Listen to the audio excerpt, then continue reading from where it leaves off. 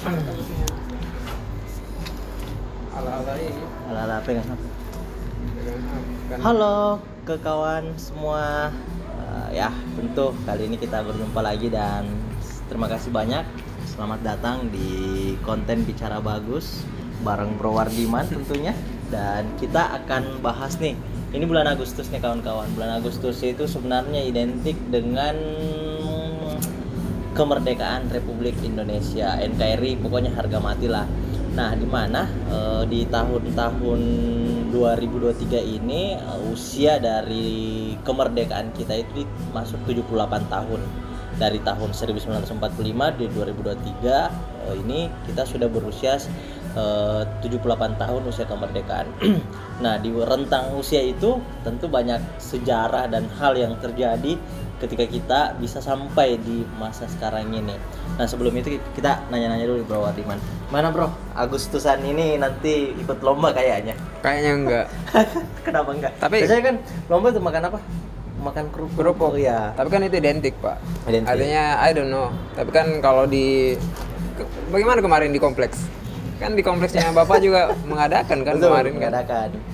Karena memang euforianya harus dapat. Anak-anak itu harus diajarkan sesuatu tentang bagaimana kemerdekaan itu diperjuangkan, bagaimana kemerdekaan itu direbut gitu. Paling upacara doang sih. Memang Upacara. kalau di swasta upacara juga? Enggak lah. Oh, enggak. Mungkin itu, aja ya. Mungkin itu juga ya. Itu juga ya. Terus kita berlanjut nih, tema kita pada hari ini kawan-kawan sebenarnya lebih bagaimana kembali merefleksikan bahwa anak muda dan kemerdekaan itu punya peran sangat penting sebenarnya. Ya. Di mana detik-detik 17 Agustus 1945 itu ada kejadian atau ada peristiwa sehari atau 2 hari sebelumnya itu yang mendorong percepatan dari kemerdekaan kita. Percepatan, tapi kalau enggak didorong bagaimana? Tetap merdeka juga? Mungkin saja merdeka, tetapi agak sedikit lambat karena pada era itu Soekarno dan Hatta menunggu. Kan ini sebenarnya kan dijanjikan kemerdekaan itu sama oleh Jepang. Tetapi karena Jepang pun diporak-poranda di tanggal 10 ya, Hiroshima dan Nagasaki. Nagasaki dibom atom oleh sekutu atau Amerika pada saat itu, mereka pun juga tidak punya daya. Janji yang ditunggu nggak kunjung datang. Makanya yang sangat berperan penting dalam peristiwa Rengas Dengklok ini kan sebenarnya kalau kita flashback ya Bro Wardi, peristiwa Rengas Dengklok ini kan sebenarnya di mana anak muda itu menculik Soekarno dan Hatta, ya, betul. untuk memberikan informasi, memberikan dorongan bahwa sekarang saatnya untuk mendeklarasikan kemerdekaan kita. Itu ada shotnya loh. Biayanya ke Rengas Dengklok itu berapa kan? Nanti nonton kan. Jadi kenapa bisa kalau kita lihat ya, ternyata memang Soekarno itu masih menunggu pada saat itu, tetapi kelompok anak muda yang didorong juga sama Syahrir udah mendengar, mereka punya alat radio pada masa itu, bahwa radio luar negeri yang sampai ke Indonesia ya bahwa menyatakan Jepang sudah kalah. Jauh ya radio luar negeri ya. Padahal Jauh. kalau di sini Pak Waktu itu radionya apa ya? RRI. Setahu saya yang didengarkan oleh Syahrir yang beberapa referensi itu BCC atau apa gitu, CNN apa gitu. Intinya dia dengar dari informasi bahwa Nagasaki dan Hiroshima sudah dijatuhkan bom atom. Betul. Makanya ini adalah momen penting. Dan sudah menyerah kan waktu itu, sudah menyerah sama sekutu. Nah, tapi Soekarno masih menunggu. Inilah yang membuat anak muda terdorong untuk mendorong bahwa harus segera merdeka.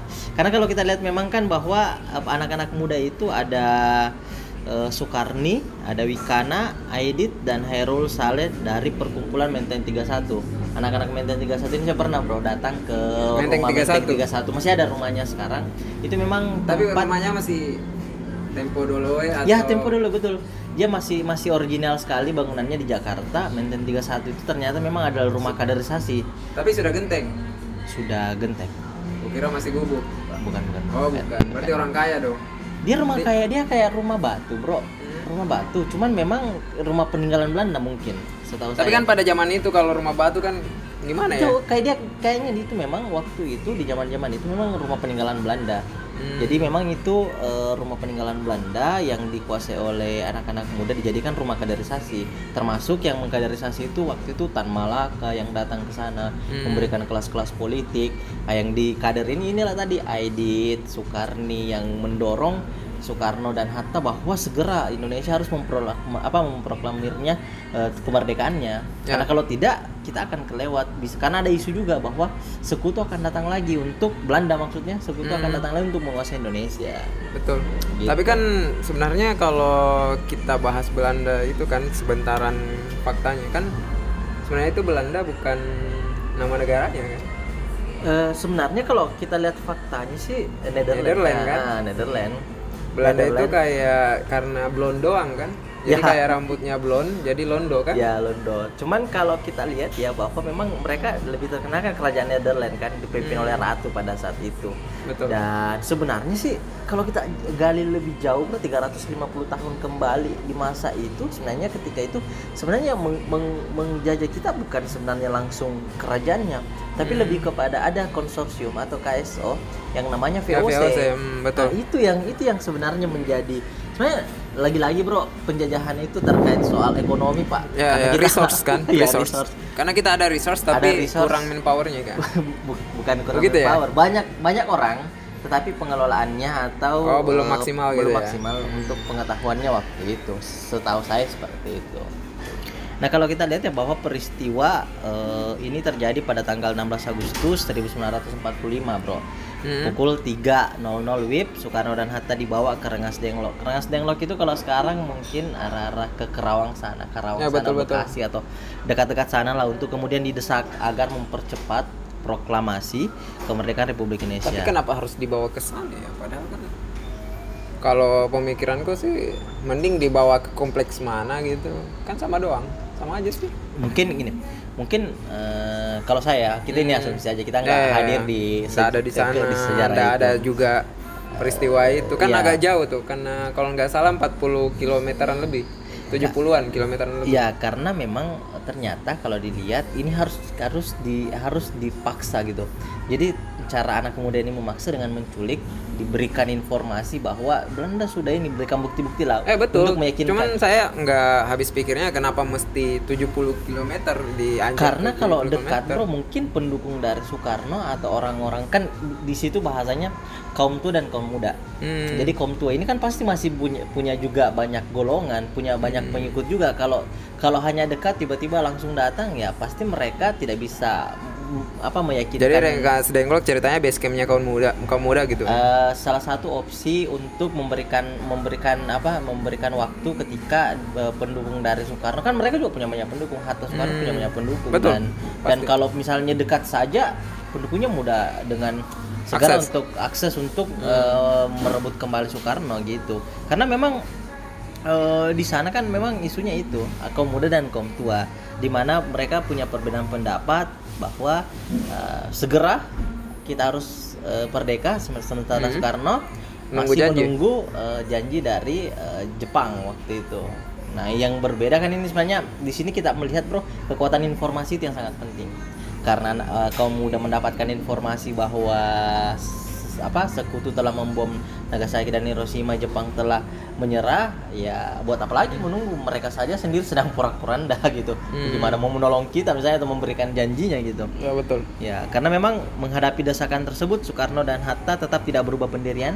Sementara itu di Jakarta, Herul dan kawan-kawan telah menyusun rencana untuk merebut kekuasaan. Nah ini juga yang ini kan mereka banyak faksi, banyak ideologi waktu itu sebelum kemerdekaan. Jadi ada juga jalur yang anarkis. Ya mungkin saja, dan akhirnya tapi nggak kejadian kan? Nggak kejadian. Tetapi apa yang telah direncanakan tidak berhasil dijalankan karena tidak semua anggota PETA itu apa ya? Tentara waktu zaman itu kan? Pada zaman itu. Karena tidak semua anggota PETA mendukung rencana tersebut untuk merebut, mengkudeta. Akhirnya panjang diskusi, panjang debat, bahkan Ahmad Amiruddin datang ya untuk melihat Soekarno baik-baik saja di Rengas Dengklok, meyakinkan Soekarno pun dan Hatta sepakat saatnya kita melaksanakan yang kita tunggu-tunggu setelah kita dijajah sama Belanda dan Jepang. Betul. Akhirnya ya sudah 17 Agustus 1945 Kita merdeka. Kita merdeka. Sebenarnya sih ada dua lokasi sebenarnya awalnya itu, Bro. Pilihan untuk pembacaan teks proklamasi, yaitu pertama lapangan Ikada yang sekarang telah menjadi lapangan Monas, atau Rumah Bung Karno di Jalan Pengangsaan Timur nomor 56. Rumah Bung Karno akhirnya dipilih untuk menghindari kericuhan karena di Jakarta pada masa itu katanya Jepang juga masih ada tentara-tentaranya yang masih tinggal, dan ketika misalnya mau mendeklarasikan Dia belum tahu info, gitu. ya mau mendeklarasikan di lapangan Ikada, takutnya ada kericuhan, makanya dipilihlah Rumah Bung Karno pada saat itu di Jalan Pengangsaan Timur. Nah, kalau kita lihat ya, karena memang tentara-tentara Jepang sudah berjaga-jaga, Bro. Tapi pada akhirnya karena dilakukannya seperti itu, kayaknya makanya Indonesia PR-nya banyak. Pada akhirnya karena setelah fase itu kita tidak diakui kedaulatannya, sama nggak ada backingan kan waktu itu, sehingga waktu itu ada lagi mau masuk kan. Betul. Dari luar kan. Kalau nggak salah sih negara yang pertama mengakui kemerdekaan kita secara keluar ya, de facto kan, kalau dalam sini kan enak lah. Itu adalah Palestina. Setelah kalau Palestina, Mesir, negara-negara ini Arab ya. Arab, negara-negara. Nah, makanya memang hubungan antara Palestina dengan Indonesia itu memang agak kuat. Hanya itu, bahkan agresi militer kedua oleh Belanda itu ya, waktu itu kan mau direbut kembali ya, kan, menggandeng sekutu itu yang jadi perdana menteri pertamanya itu adalah Syahrir itu, apalagi namanya memang yang menolong atau yang mengaku kita memang itu Palestina dengan Mesir. Makanya tukar barangnya waktu itu adalah apa ya, beras yang dikirim ke Mesir karena di sana kekurangan beras waktu itu ya. Dan kita dikirimkan apa ya, kayak kain gitu untuk kita masih kurang lah untuk pakai baju dan lain-lain lah. Kurang pakai baju guys. bener miskin sekali Pak, kita dijajah Pak, resource kita diambil gitu. Iya ya, karena kalau 360 tahun itu kayak gimana ya, 3,5 ya tahun. Masanya kita aja kerja hidup 20 tahun 50 tahun sampai 100 tahun, mungkin 1 abad udah kelar Pak, itu dijalani. Cuman kan memang secara keseluruhan yang sekarang menjadi Indonesia itu nggak semua kena dampak sih, mungkin memang beberapa daerah kalau dilihat dari secara ini. Makanya awal-awal itu Bro, PBB atau Persatuan Bangsa-Bangsa itu bilang Indonesia itu hanya dari Sumatera, Jawa sampai Madura. Di Sulawesi sama Papua itu sebenarnya awalnya tidak masuk. Hampir kita Bro. Hampir kita punya negara sendiri. Hampir kita jadi negara persekutuan Inggris Bro. Karena kan pada akhirnya Maluku dulu awalnya kan Inggris yang masuk kan. Kan dulu pembagiannya kan Portugis itu. Ya kan kemarin pembagiannya itu yang pernah dijajah sama Belanda kan itu kembali ke Belanda, yang pernah dijajah sama yang negara lain itu kembali ke negara lain kan? Iya. Kalau kesepakatannya, karena ada beberapa perjanjian. Kan tidak semua dijajah sama VOC kan? Enggak. Termasuk Yogyakarta itu kalau saya nggak salah informasi terakhir referensinya. Tapi harus dicek dulu ya. Ya ini kita berpendapat dari apa yang kita ini ya, disclaimernya seperti itu. Jadi kalau nggak saling ingat referensinya itu Bro, kayak siapa? Kayak Yogyakarta itu adalah kerajaan yang nggak pernah disentuh sama penjajah gitu. Ya jadi. Nah yang menarik sih sebenarnya karena bayar nggak tahu ya, teks proklamasi itu di kemerdekaan Indonesia yang diketik oleh Sayuti Melik. Jadi kawan-kawan harus belajar sejarah nih.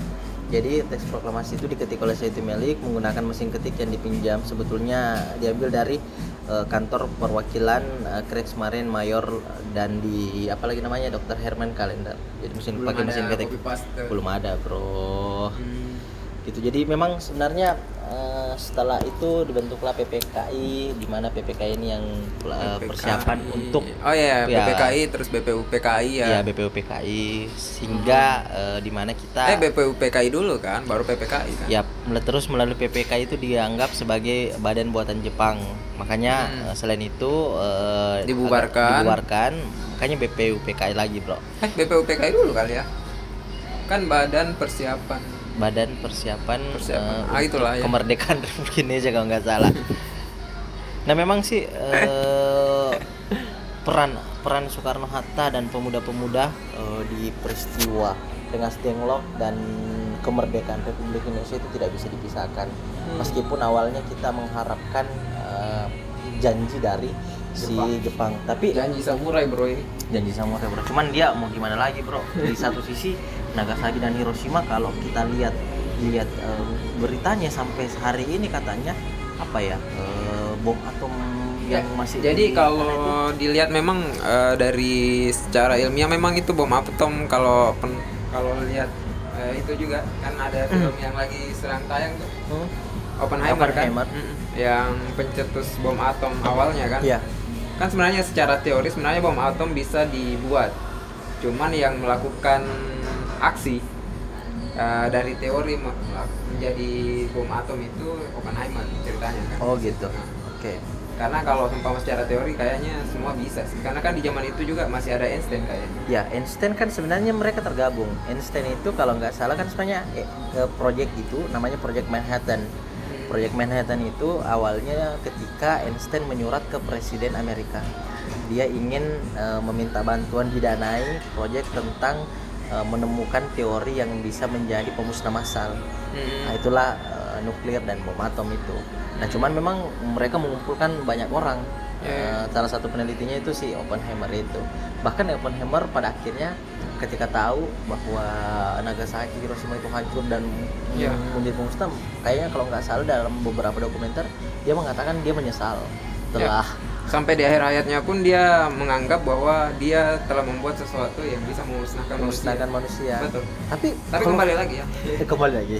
Peristiwa Nagasaki Hiroshima memang sebagai bagian rangkaian kenapa peristiwa Rengas Dengklok itu ada, dan 17 Agustus 1945 sebagai hari di mana kita sebagai Republik Indonesia memproklamasikan kemerdekaan kita. Ya atas nama Rakyat. Soekarno Hatta ya kan gitu, mewakili rakyat kita merdeka gitu. Nah, sebenarnya yang patut disyukuri bahwa anak muda sebenarnya selalu punya peran, meskipun kelihatannya selalu terburu-buru kalau dilihat ya. Cuman memang mereka punya dasar, Pak. Mereka punya landasan berpikir, ya kenapa kita harus merdeka? Karena memang sudah saatnya. Mengharapkan Jepang pada masa itu sudah tidak bisa. Mereka lagi porak-poranda. Ini adalah saat yang tepat untuk bisa merdeka di atas kaki sendiri. Makanya merdeka 100% ke atas Tan Malaka. Cuman itu beda-beda. Intinya peristiwa Rengas Dengklok ini bro punya peranan sangat penting. Betul. Di kemerdekaan kita. Jadi kalau dari kami ya bicara bagus menyampaikan bahwa selamat 78 tahun kemerdekaan. Ini sudah 78 nih. 78 tahun. Makanya kan nanti 2045 itu kalau nggak salah 100 tahun. 100 tahun kemerdekaan Republik Indonesia. 100 tahun. Ya. Berarti penjajahan masih lebih panjang. Ya. 100 tahun itu dianggap adalah milestone di mana Indonesia akan menjadi 3 kekuatan besar dunia. Gua kira dijajah lagi. Enggak, bro. Oh, enggak ya. Masa dijajah lagi? Utangnya banyak loh. Nanti masyarakat tapi kalau bahas utang, bahas utang, masalahnya negaranya berutang, terus warganya juga kan sekarang itu kebanyakan dihantui sama pinjol kan, pinjaman online. Itu yang lagi marak kan sekarang. Nanti kita bahas itu. Iya, karena yang ada triliunan bro. Pinjaman online itu dari OJK mencatat hampir triliunan. Pinjaman online seluruh Indonesia. Jadi bayangin Pak, negaranya berutang, warganya berutang, sisa dijual.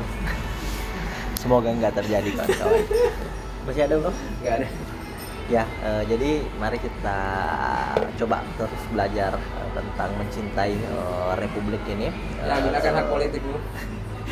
Dari Republik ini lebih dan kurangnya banyak kurangnya mungkin negara kita, tetapi setidaknya ini adalah negara di mana kita lahir, di mana kita meminum airnya, memakan makanannya, dan itu kita harus terus berjuang demi Republik Indonesia. Mungkin itu saja. Sampai jumpa di konten selanjutnya, dan sekali lagi selamat merdeka 78 tahun. Sampai jumpa lagi. Assalamualaikum warahmatullahi wabarakatuh. Saya Bagus WS dan Bro Iman melaporkan dari Bagus WS.